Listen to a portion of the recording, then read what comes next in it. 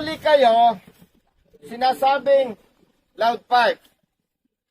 Nahuli kayo dahil sinasabing modified muffler. May problema dyan. Bakit? Pag inintindi mo yung sinabing modified muffler, parang kung ito yung muffler, binago mo, pinaikli mo, anything na ginawa mo dyan, modification yan. Pero, kapag bumili ka ng buo na muffler, buo, in-install mo sa motorsiklo, walang modification doon. Maliban sa sinasabi ko sa inyo, ilang district officers ng LTO kausap ko. Even Assistant Regional Director ng Region 3. Yung magagaling at yung may dedikasyon sa public service. Kapareho kami ng interpretasyon doon. Kapag nagpalit ka ng muffler, buo, maayos, wala kang binago, kinabit ko, walang modification doon. Now, kung ang enforcer ay may pagdududa, malakas ang muffler mo, hindi pwedeng titikitan ka, kukumpiska at sabihin loud pipe. Bakit? Hindi naman decibel meter yung tainga natin. Correct. So, may problema talaga tayo sa pagpapatupad ng batas. Sasabihin ni enforcer ng polis, kumpiskado yan, maingay. Bakit? Sa pakinig lang. Ay may nilabas na memo ang LTO, ang passing na, ang latest passing is 99.9. Oh, ay kung pulis ako o enforcer, parang ang pakinig ko, maingay ang iyong muffler. Ginamitan ko ng decibel meter. Pinaandar ko ng tama yung acceleration. Eh, ang lumabas, 99. O di pasado pa rin. So, may problema talaga dyan. Pasensya po sa ibang mga police at enforcer. Hindi nyo naintindihan yung nanguhuli na sabihin loud pipe, wala naman decibel meter. Pasensya po kung mali ako, hindi nyo nalalaman yung public service. Yung dedication to public service. Kasi, kung hinuli ka, 89 pala o 99 na passing. Di ba nakakabigat sila? Kapareho din yan ng truck.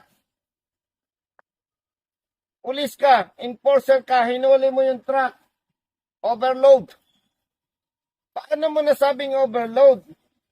Hinawakan mo yung truck. Overload ka. Oh. Hinuli ka ng pulis. Sinabi sa'yo, driving under the influence of liquor. Oh. Tinikitan ka kung ano-ano pang ginawa sa'yo. Pag dinala mo yun sa korte, hindi mananalo ang pulis. Bakit? Sino siya? Para sabing under the influence of liquor ka, dapat yung doktor ang magsacertify na si Pedro Lasing. Yung truck, sabing overload, hindi naman tinimbang, ano yun? Manguhula. Loud pipe. Loud pipe ka. Maingay. Ano ka? High-tech ang tainga mo. So, Digital.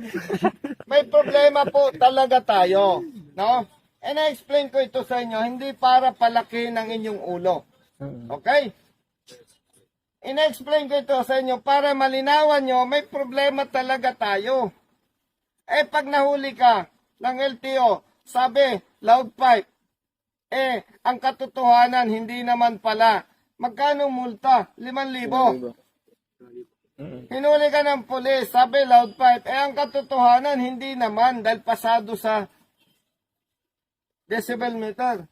Di ba kawawa ka? So talaga po na may problema tayo. Kaya nga, nabanggit ko sa inyo, na pag may maling huli at nakaupo tayo, magsasampa tayo ng kaukulang reklamo sa pulis o enforcer. Okay. Sa pamamaraang yan, masusupil natin yung hindi nag-iisip at hindi nagpapatupad ng tama. So, pansamantala, tibay lang ng dibdib, kaunting tatag, as long as na alam mong tama, huwag kang matakot at manindigan ka. Hindi dahil gusto nila, sunod-sunuran na lang, no. At paglilinaw sa lahat ng viewers, hindi ko ugali magtanggol ng mali. Yung sinasabi ni Colonel Nebrian na mahilig ako mang-arbor, hindi totoo yon. Ang sabi ko nga sa kanya, maglabas siya ng ebidensya na may nahuli, inarbor ko. Nakikialam ako, pag rider ka, tumawag ka sa akin, mali ang huli sa'yo, nakikialam talaga ako. Kasi hindi ko talaga ugali na payagan na mabiktima kayo ng pang-aabuso at maling pagpapatupad ng batas. And gentlemen, ladies, speaking of chinelas issue, may kaso ako, 3.